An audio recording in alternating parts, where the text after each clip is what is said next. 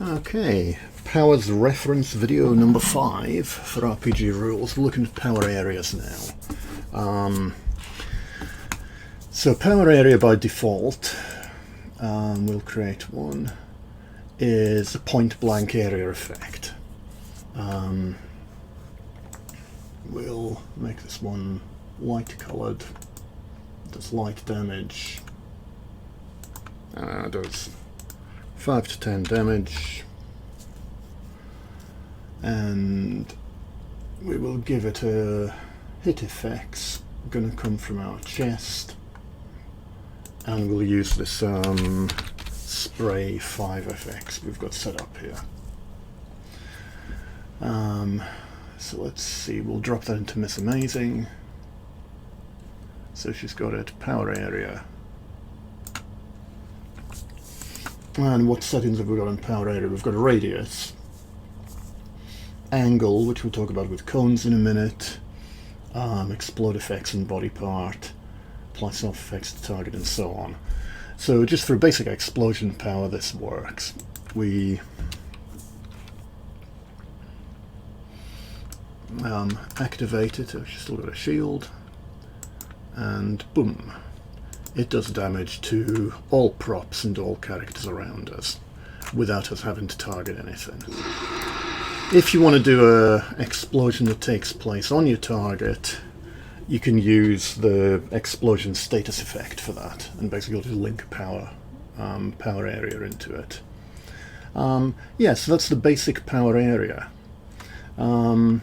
We can make the radius larger or smaller. We could make the radius 12, for example, to have a much wider effect.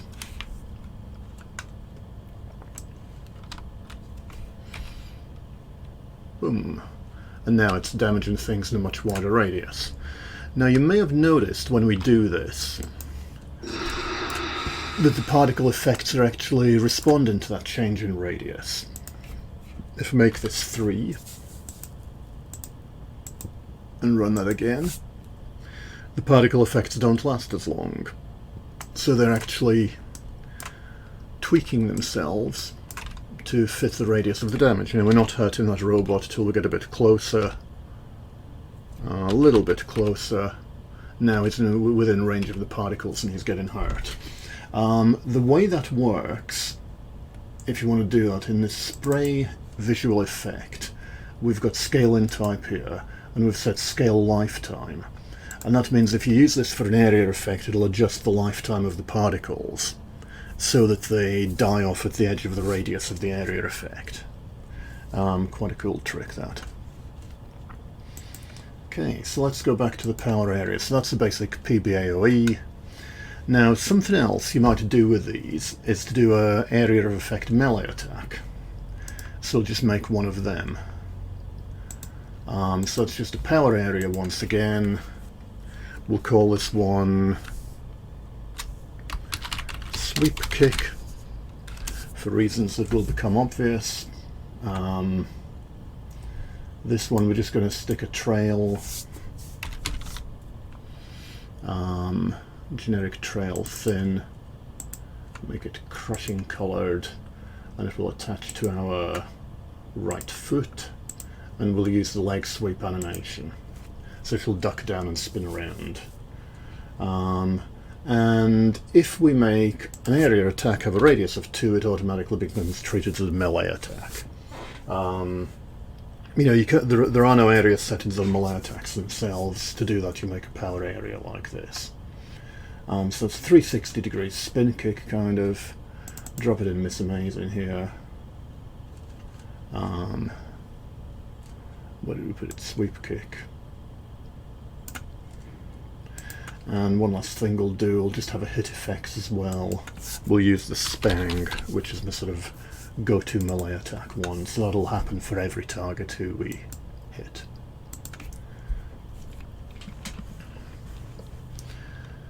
So that's it there. If we go between this robot and this crate, should end up hitting both of them. Not actually doing any damage, I forgot to put that in. That's what happens when you're making powers up on the fly. You have to enter the damage manually. Try that again. Get in between this robot and the crate. Spin kick. Yep, and they're both taking damage. Cool. So that's two uses of area effects. You've got the traditional player-based area effect there, and melee area effects. Going back to the power area, let's make it a charge, and I'll show you something area specific to that.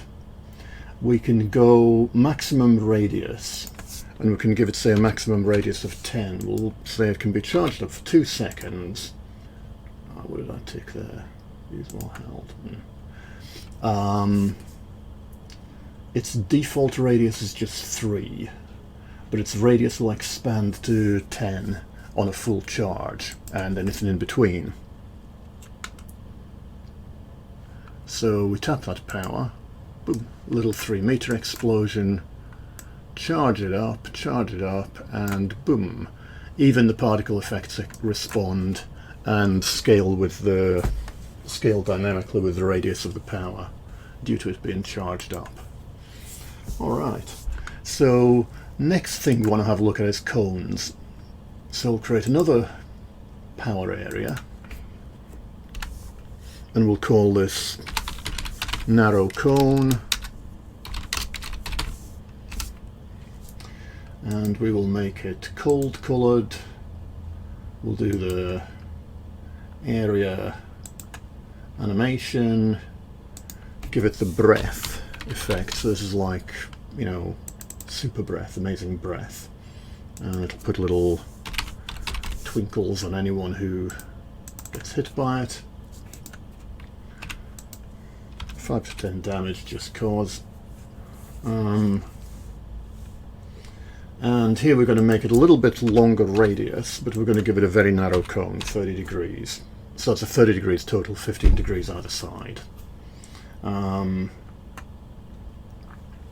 we'll drop that in this amazing.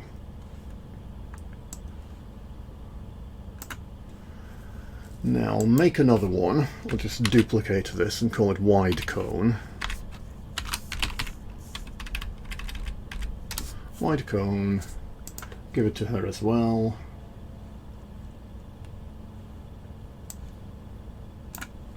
And wide cone we're going to give a 120 degrees arc. So we'll see how they work now.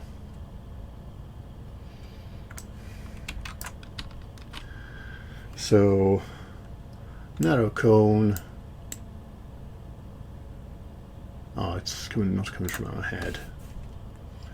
Let's just fix that. Narrow cone and wide cone should come from the head.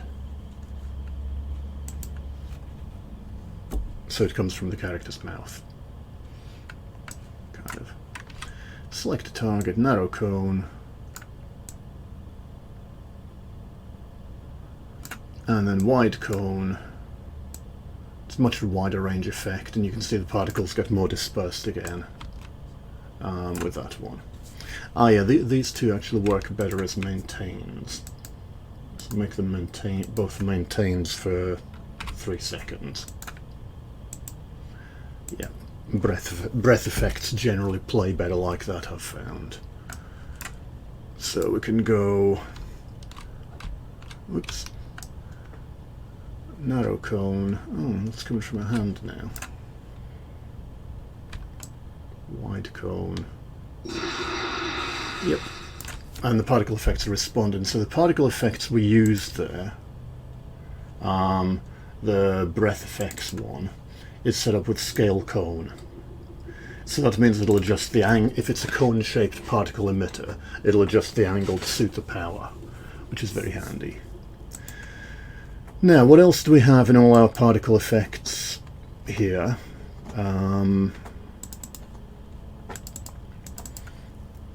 Sorry, in all our power areas here.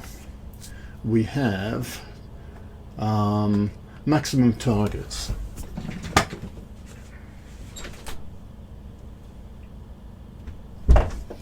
So if that's set to 0, it'll basically affect any prop, any character who's within the range.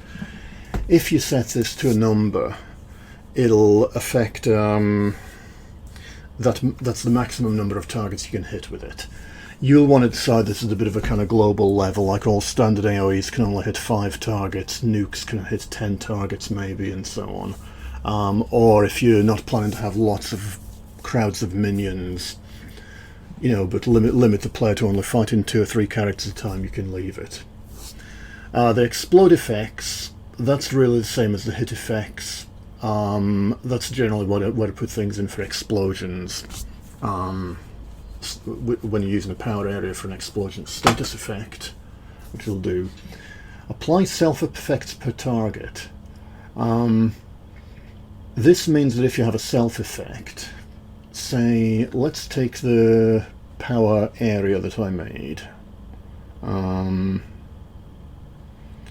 That's this one here, which we can charge up, isn't it? Yep. We'll put a self-effect in there. Have one of them, which will be, what's a nice little buff we can give ourselves? Atomic power. That's going to give us a damage boost and so on. If the self-effects per target is ticked, then every target you hit gives you a stack of this buff. Let's see that.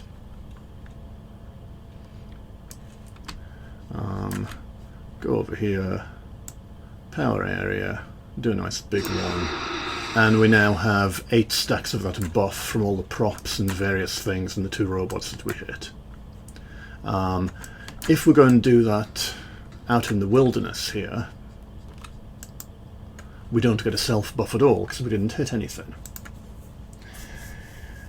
If we untick that box, then no matter what we do, we just get the self buff applied once for triggering the power. There, we got atomic power, hooray. If we go next to this robot, we get a stack of atomic power. If we go out into the middle of the room, we get a stack of atomic power. So that's handy where you want to have like that sort of risk or reward thing. If you run into a crowd of enemies and set off your self buff, you'll get lots of stacks of the buff, but you'll be in danger.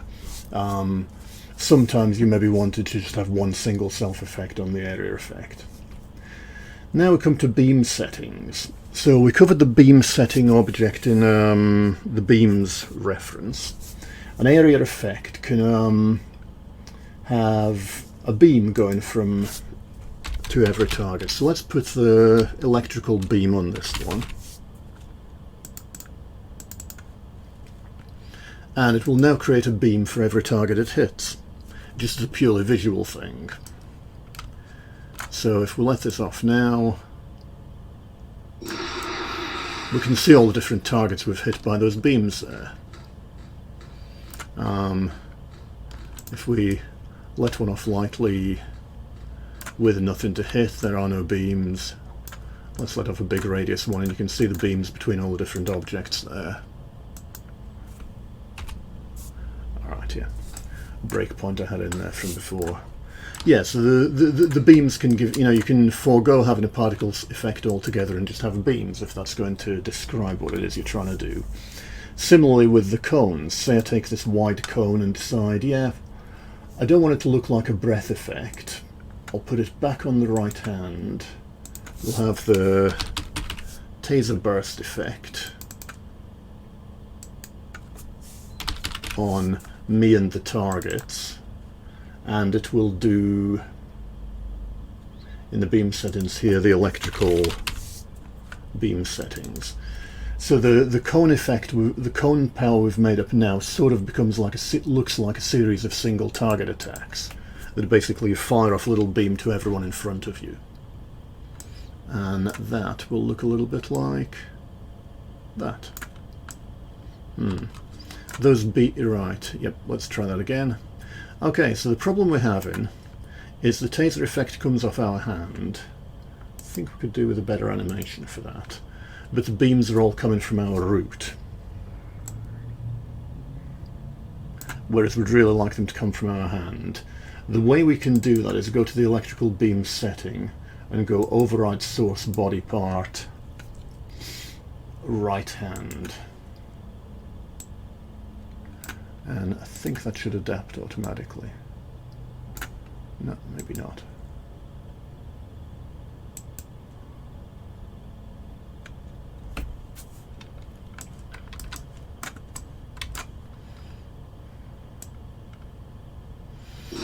No. Okay, one for me to debug there.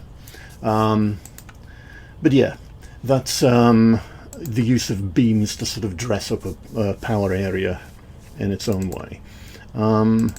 What else did we want to have a quick look at here? Oh yeah, explosions, yeah. So we've made that power area, the sort of simple zap one there. If we want that, say, to explode on the target instead, what we can do is we can create a power direct. We'll call it light explosion.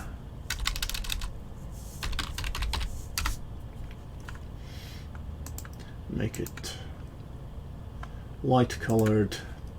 We will create an RPG rules status explosion, which is a status effect. I'm going to call this light bomb, and we're going to drag that power area into it. So the explosion basically just takes a power area. We can pretty much ignore most of this.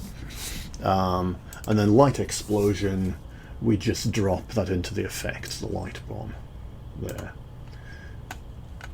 And if we give that light explosion to Miss Amazing,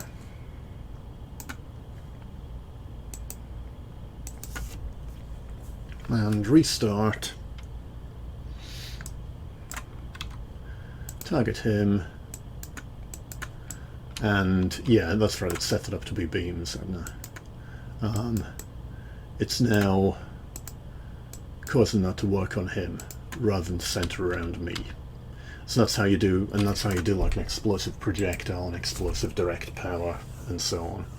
You can of course have an area effect that triggers off an area effect on each character that it hits. You may have reasons why you want to do that. So that's power areas. Three main uses for them are the obvious one of just an explosion that centers on the character.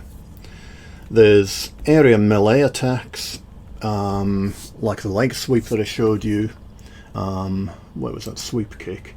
It is worth noting, by the way, you can also make that just a frontal arc, make it 90 degrees or 180 degrees or whatever, and that works.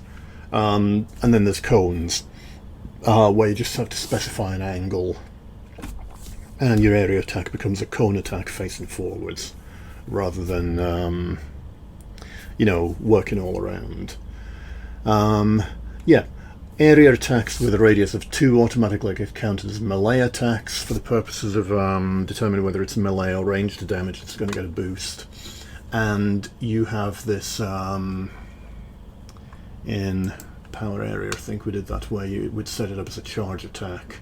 You can have the maximum radius, so the radius increases with charge.